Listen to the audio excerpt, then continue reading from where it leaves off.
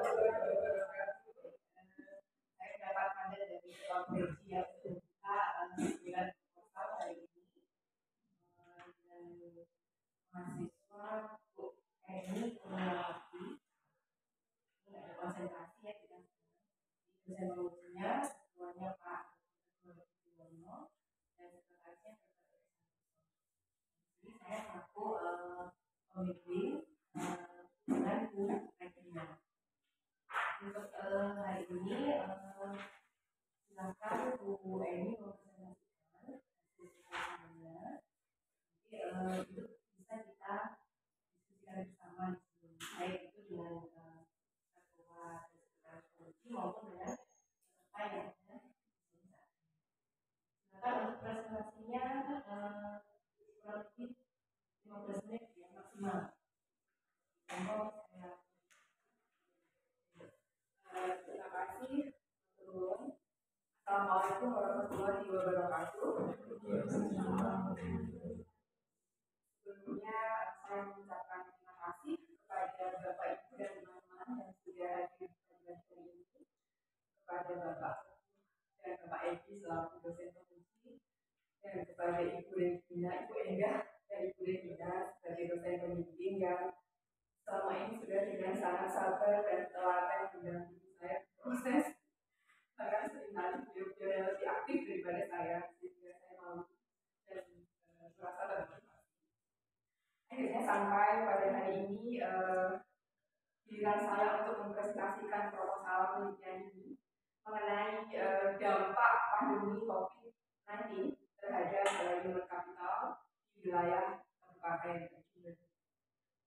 Isi dari presentasi saya hari ini diawali dari latar belakang, kemudian masalah penelitian, tujuan penelitian, teori, lalu kerangka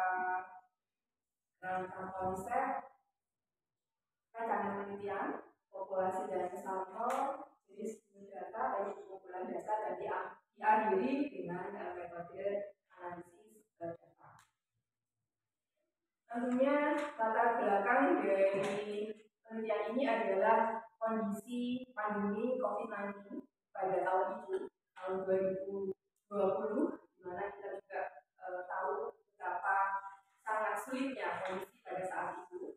Dan kita juga tahu penyebaran virus COVID-19 sangat masif, sehingga seluruh negara di beberapa belahan dunia melakukan beberapa kebijakan untuk mencegah dan meminimalisir penyebaran virus COVID-19. Tidak terkecuali di Indonesia. Pemerintah kita juga mengeluarkan beberapa kebijakan, di antaranya PSBB, kemudian work from home.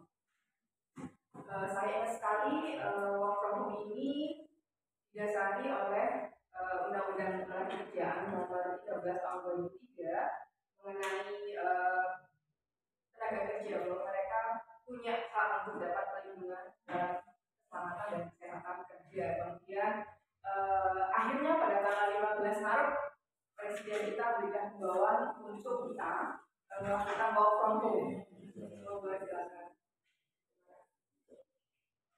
Nah, dengan adanya work from home ini kita diminta untuk melakukan semua kegiatannya dari rumah, belajar dari rumah, bekerja dari rumah, dan beribadah dari rumah juga. Tentunya ini bukan hal yang mudah buat kita semua, karena memang kita tidak siap menghadapi kondisi pandemi pada saat. Monggo silakan. Sementara di dalam dunia pendidikan, work from home ini kita kenal dengan proses pembelajaran jarak jauh. Proses pembelajaran jarak jauh pada saat pandemi tidak mudah buat orang tua, kemudian buat sekolah, apalagi buat siswa. Dan ternyata ini sudah diteliti oleh Semeru pada tahun 2021 yang menyatakan bahwa proses pembelajaran jarak jauh itu menimbulkan dampak lain, yaitu learning loss. Learning loss ini adalah kehilangan pengetahuan dan kemampuan. Jadi menurut Semeru dari 21 penelitian itu menemukan beberapa faktor yang menyebabkan learning loss pada saat ini. Di antaranya kemampuan orang tua, kemudian keterbatasan waktu orang tua, dan faktor yang paling krusial yang menyebabkan learning loss pada saat itu adalah koneksi internet. Karena kita tahu bahwa kunci dari proses pembelajaran jarak jauh adalah akses internet. Sementara kita tahu di negara kita tidak semua memiliki akses internet. Diperkuat juga oleh penelitiannya Pedro pada tahun 2020 menyatakan bahwa proses pembelajaran jarak jauh itu bisa maksimal jika didukung oleh faktor finansial parental support. Jadi kemampuan finansial orang tua itu sangat berpengaruh terhadap proses pembelajaran jarak jauh. Maksudnya bagaimana? Ya, dengan pendapatan yang stabil, maka orang tua bisa memberikan ruang belajar yang nyaman di rumah, kemudian fasilitas tambahan seperti buku-buku. Karena kita tahu ya, pada saat proses pembelajaran jarak jauh itu orang tua yang harus menjadi guru di rumah. Kalau tidak dibantu dengan hal yang lain mungkin akan kesulitan. Kemudian dengan adanya pendapatan yang stabil, orang tua juga mampu menyediakan nutrisi makanan yang baik untuk anaknya sehingga bisa belajar dalam kondisi yang nyaman. Tetapi pada kenyataannya, pada masa pandemi ini, berdasarkan beberapa penelitian yang saya gunakan juga sebagai referensi, terjadi penurunan pendapatan masyarakat. Ya, karena memang PSBB menyebabkan kegiatan terbatas, bahkan ada yang tidak menerima pendapatan karena terkena PHK.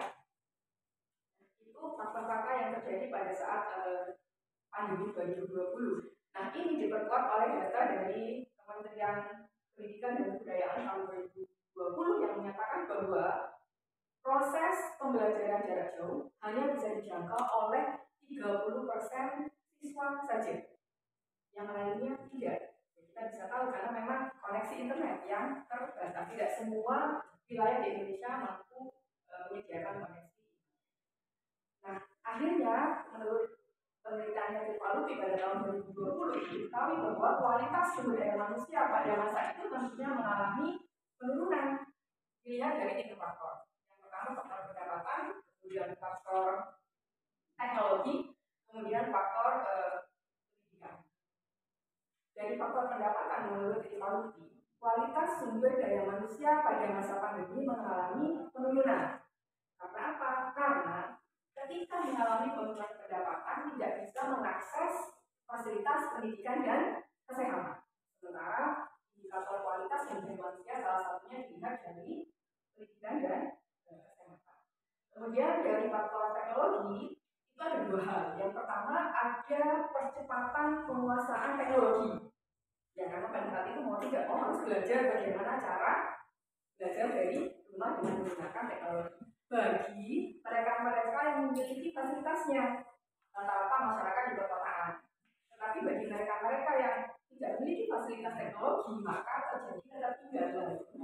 Akhirnya ada penurunan kualitas sumber daya manusia pada masa itu, menurut Tirta-Lupi. Dari segi pendidikan juga begitu, karena proses pembelajaran jarak jauh yang tidak berjalan dengan maksimal, artinya kualitas pendidikan juga tidak sebagus pada kondisi normal. Nah, hal-hal inilah yang melatar belakangi penelitian ini sehingga menemukan beberapa masalah yang diangkat dalam penelitian ini, diantaranya apakah pendapatan orang tua siswa itu berpengaruh terhadap bagaimana kapital, kemudian apakah kepemilikan teknologi itu juga berpengaruh terhadap human capital, kemudian apakah penggunaan teknologi untuk belajar, karena bisa jadi anak menggunakan teknologi 8 jam sehari tapi tidak belajar. Ya, ini yang difokuskan kepada penggunaan teknologi untuk belajar itu juga berpengaruh terhadap kapital. Kemudian apakah pendidikan ibu, mengapa ibu ini juga ada temuannya, karena memang ibu yang mendampingi anak belajar di rumah itu juga berpengaruh terhadap kualitas dari kapital. Kemudian yang terakhir ingin mengetahui bagaimana implementasi kebijakan pendidikan terhadap kualitas human capital. Tentunya tujuan dari penelitian ini ingin melihat, ingin mengetahui semua masalah yang ada yang sudah disebutkan di awal kita. Teori yang melandasi penelitian ini adalah teorinya Stoll, ya, dan teorinya Solo, Horne, dan Baker. Stoll dan Baker ini tentang investment in human capital. Artinya, menyatakan bahwa investasi pada human capital itu bisa meningkatkan produktivitas ekonomi. Ini juga berkaitan dengan pendapatan.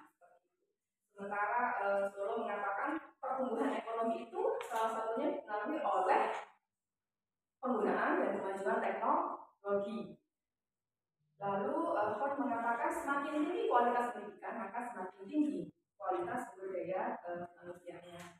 Nah, ini teori yang melatar belakangi penelitian ini. Kemudian kerangka konsep dari penelitian ini tentunya diawali dari kondisi pandemi, kemudian muncul kebijakan pemerintah, dan karena kebijakan itu menyebabkan fenomena kualitas sumber daya manusia pada saat itu, kemudian dihubungkan dengan teori-teori yang ada, menghasilkan pada penelitian ini yaitu pendapatan, kepemilikan teknologi, penggunaan teknologi untuk belajar, pendidikan, dan bagaimana pengaruhnya dengan kapital. Nantinya juga akan dilihat bagaimana implementasi kebijakan. Penelitian ini penelitian deskriptif kuantitatif, lokasinya di wilayah Kabupaten Jember, tersebar di 6 kecamatan, merata antara wilayah pedesaan dan perkotaan. Waalaikumsalam, terima kasih.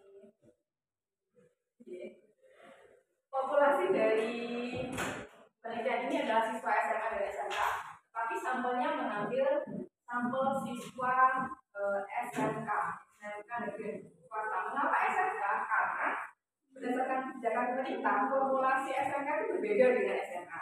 Jadi formulasinya SMK itu 30% teori, 70% praktek. Nah, bagaimana? Apakah praktek yang dilakukan secara online itu mampu menciptakan kualitas kapital yang tinggi? Itu yang nanti akan menjadi pertanyaan. Ini sekarang sumber datanya, data primer dan data sekunder. Pengumpulan datanya dengan menggunakan kuesioner dan interview. Kemudian metode analisis datanya untuk menjawab permasalahan pertama sampai keempat menggunakan regresi logik linear karena human kapitalnya bersifat dynamic. Kemudian untuk melihat bagaimana implementasi kebijakannya menggunakan analytical hierarchy proses dengan 4 kriteria, ada pemerintah, satuan pendidikan, masyarakat, dan stakeholder.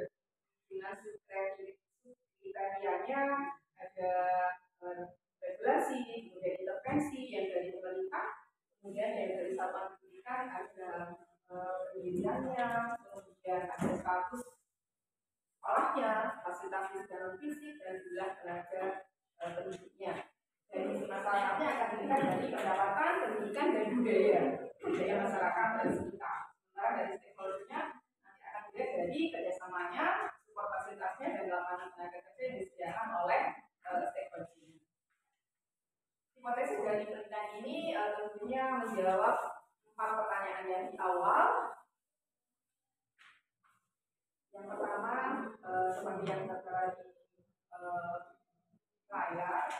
Kemudian untuk definisi operasionalnya, untuk pendapatan diukur dengan satuan rupiah. Kalau untuk kepemilikan itu dami, kemudian untuk fasilitas penggunaan belajar juga dami, kemudian untuk pendidikan ibu dengan ukuran tahun. Dan inilah dosen pembimbing yang luar biasa yang selalu menemani saya berproses, Ibu Enda dan Ibu Regina. Terima kasih atas kesabarannya. Siapa? Enda dan Ibu Regina. Ibu Enda waktu Enda waktu saya waktu di TV itu fotonya benar berasa loh itu fotonya. Dapatnya itu Bu. Pasan bisa cantik. Kayaknya mungkin orang lagi. Beliau-beliau yang sangat telaten dan sabar mendampingi saya. Terima kasih. Demikian penyampaian proposal penelitian ini. Mohon masukannya Bapak Ibu dan teman-teman yang ada di sini. Terima kasih. Assalamualaikum warahmatullahi wabarakatuh. Baik.